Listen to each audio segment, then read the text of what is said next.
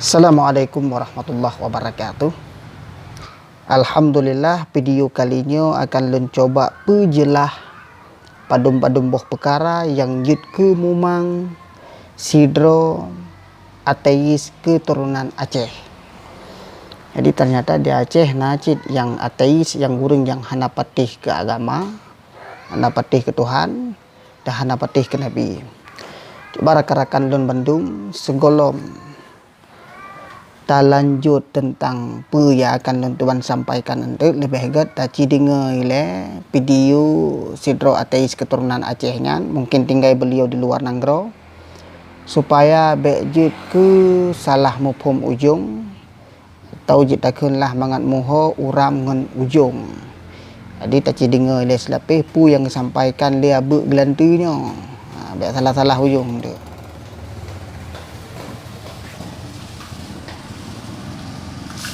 Dari hasil kajian yang kalian lun berlaku bahawa saji rukun Islam adalah rukun dongeng. Iyo, tunggu apa?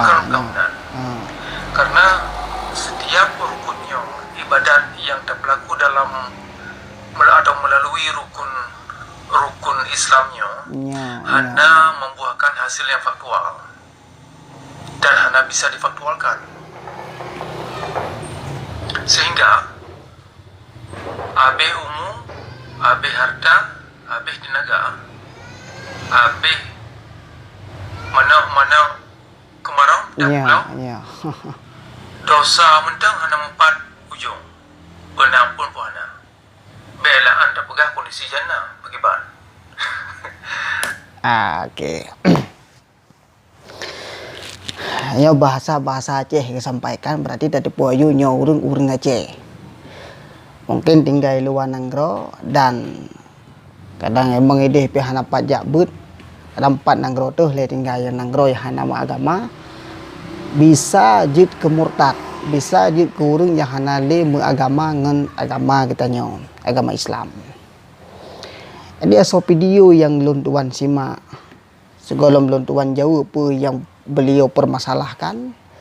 Yang pertama yang lun kena kritik adalah dua buah kesalahan beliau yang disampaikan dalam videonya. Kesalahan yang pertama adalah dari bahasa beliau ibadat yang dilakukan melalui rukun Islam. Yang salah. Nah, diulang.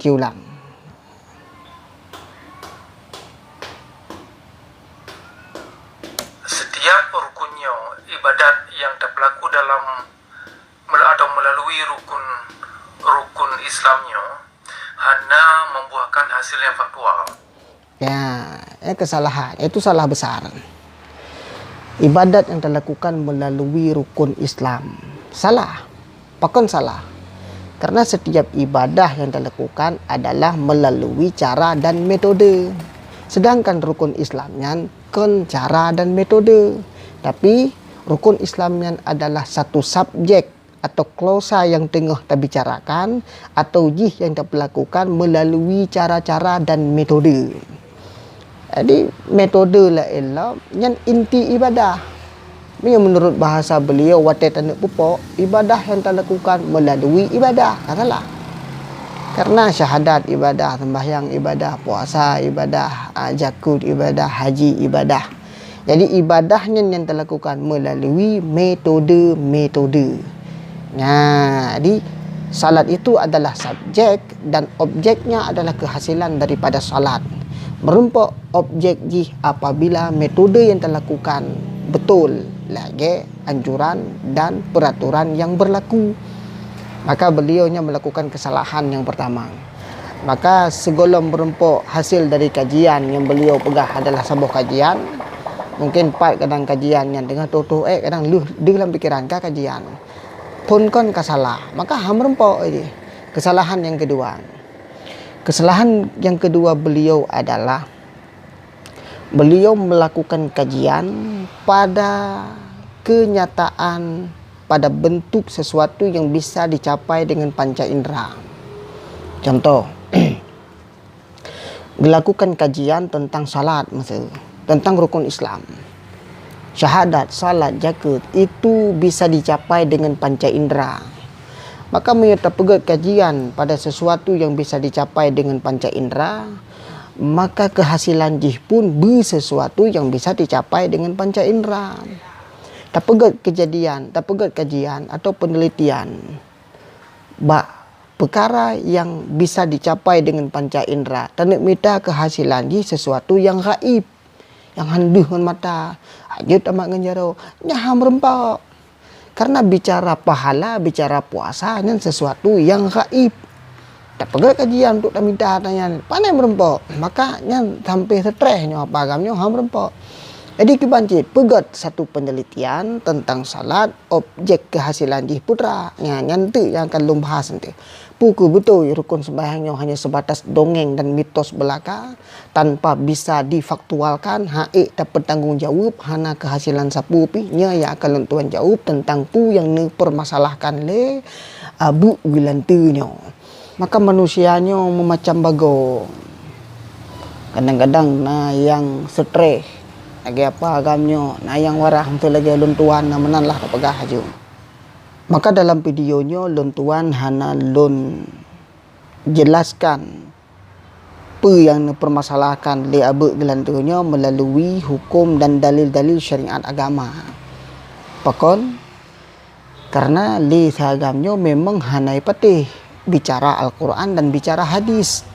Mutuhan hai patih, Nabi hai patih. Maka hana manfaat untuk tersebutkan ayat Al-Quran dan hadis.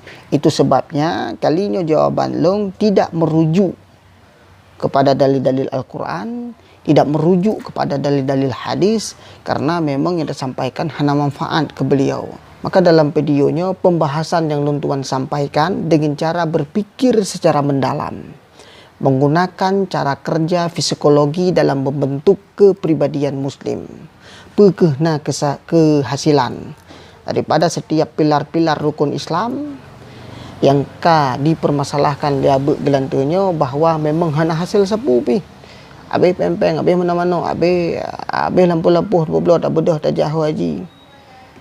Karena pandai merempok kehasilan, sebab yang diteliti kehasilan jih adalah pahala ngan dosa. Nyahan dia tahu. Sampai kiamat tak pegat penelitian atanyan han merempok.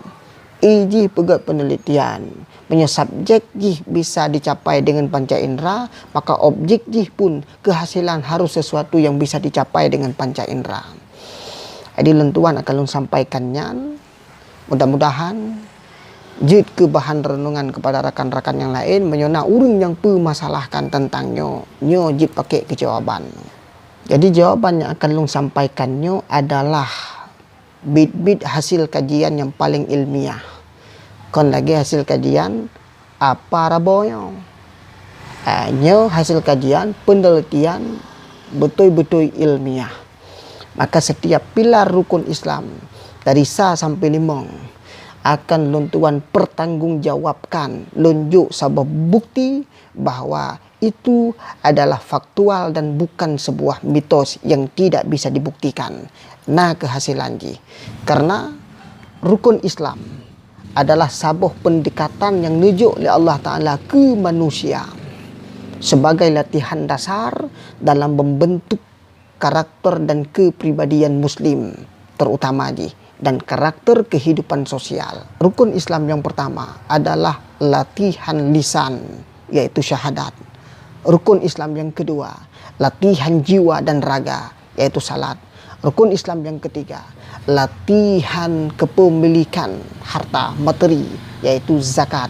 Rukun Islam yang keempat, latihan mengendalikan hawa nafsu, puasa. Rukun yang kelima, latihan paripurna, yaitu haji. 5 buah rukun Islamnya bisa dibuktikan kehasilannya dalam kehidupan sehari-hari. Musabah rukun pun yang hana sia-sia. Maka long akan long jelaskan satu persatu. Kiban yang latihan lisan, toh kehasilan ji. Syahadu an la ilaha illallah wa syahadu anna Muhammadur Rasulullah, nyo kehasilan, nyo efek daripada rukun Islam yang tertume, maka kan mitos, kan dongeng dan faktual bisa dibuktikan, kita pertanggungjawabkan.